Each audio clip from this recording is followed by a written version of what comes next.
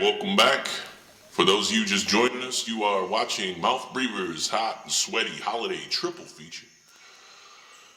If you survived that last movie, well, I hope in the meantime you haven't encountered any zombies in your home or large shards of wood jutting in your eyeball, or sharks for that matter. If you got sharks in your house, you better call an exterminator. That shit's dangerous. Watch out for them house sharks. Yeah. All right, we're going to move on. We're going to move up in time a little bit from the last movie to the late 80s, 1987 to be exact. And we're going to watch Predator. We're going to leave the islands of the Dominican Republic behind for the jungles of the jungles of Central America. Don't get it twisted. We're going to follow some mercenaries. We're going to do a thing that you did a lot in the 80s, and we're going to reference Vietnam War and Vietnam vets. Every third movie that came out in the 80s was about Vietnam. And this is no exception whatsoever. We got stars Arnold Schwarzenegger, future governor of California. We got Jesse the Body Ventura, future governor of Minnesota. And I don't think anybody went and saw this movie in 1987 and said, oh boy, I bet there's a couple of governors sitting in this movie. No fucking way. You also have Carl Weathers. You got Bill Duke. Bill Duke, I know it's not a name that's super familiar to everybody, but Bill Duke did something great after this, and it's something that I will never forget.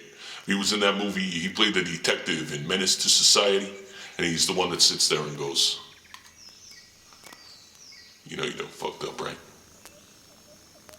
You know you fucked up, don't you? You know you done did, right? Great performance. He's a great actor. You also have Sonny Landham, who I guess was a real pain in the ass on the set of this one. It was filmed around Puerto Vallarta, Mexico. So these guys would all, after filming, they'd all get together and they'd go into town and party. And Sonny Landham liked to beat up the locals and the tourists and just pick fights and just be a total douchebag.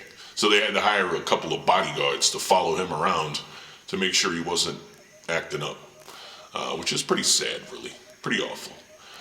He also got into politics. You could probably guess the kind of politician he made, but we don't have to get into all that. It's all right. We got director John McTiernan, who the year after this, he directed Die Hard. He worked with Sean Connery on The Medicine Man and Hunt for Red October. And then he also directed the third sequel, the third movie in the Die Hard franchise, Die Hard with a Vengeance. And if you ask me, those are the two best Die Hard movies, the first one and the third one there. Really just understood the action genre and understood how to make it all work. And unfortunately, he made some bad choices in his personal life, and that's why you don't see his name attached to anything anymore. I don't want to get into all that. Take forever to talk about all that, but if you're wondering where he went, that's the problem. He's turned out to be kind of a douchebag, but big surprise, right? A lot of macho shit happening on the set, besides what you see on film. Carl Weathers, for example, he'd get up earlier than everybody else in the morning, so he'd go to the gym, so he could tell everybody that his physique was completely natural. He didn't work out, which I don't really understand that. You know, you put all that work into building your body up, and then you want to tell everybody you were just born that way. I don't really get that. One of the costume designers told Jesse Ventura that his arms were bigger than Schwarzenegger's. So, of course, Ventura said, oh, fuck, all right. So he makes a bet with Schwarzenegger that his arms are bigger than his.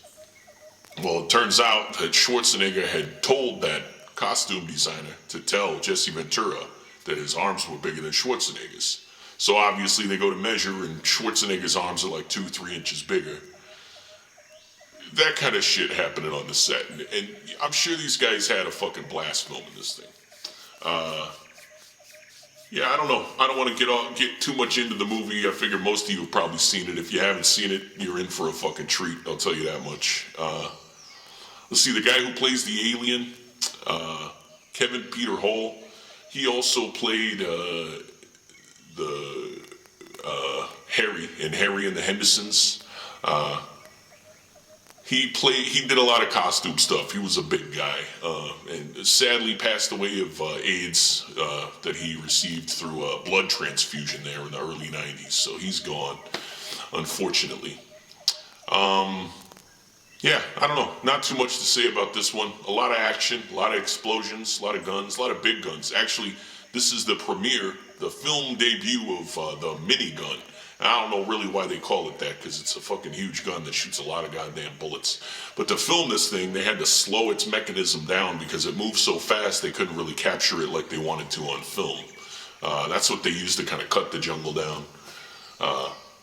Yeah, kind of bullshit that it's in this movie. That thing basically needed to be powered, and there's no way you're dragging that thing through the jungles. But they made it work, and it's fun. It's just about. God, this movie is really about explosions more than almost any other movie, probably. It really, if you think when it starts out that it kind of looks like a episode of the A-Team, and that's really what it feels like. And honestly, every other movie in the '80s was just like the beginning of this. So it really takes a turn, fortunately. It gets better. Yeah, here we go. 1987. Predator. Have fun.